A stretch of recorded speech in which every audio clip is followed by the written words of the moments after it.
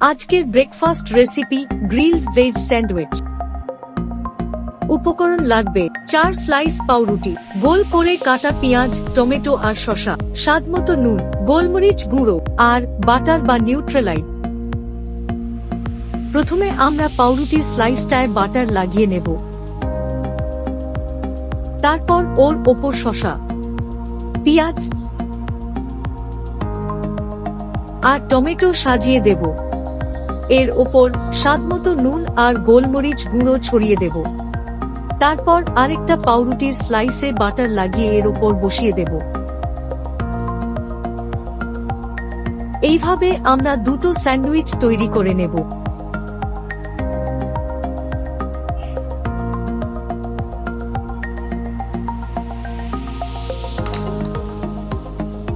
এবার আমরা স্যান্ডউইচ মেকারের ট্রেতে একটু বাটার লাগিয়ে স্যান্ডউইচগুলো বসিয়ে দিয়ে বন্ধ করে দেব। স্যান্ডউইচগুলো 10 মিনিট গ্রিল করে নেব। তৈরি হয়ে গেল গ্রিলড ভেজ স্যান্ডউইচ। ভিডিওটি ভালো লাগলে লাইক, শেয়ার করে দেবেন আর আমাদের চ্যানেলটা সাবস্ক্রাইব করে নেবেন এরকম আরো রেসিপির জন্য।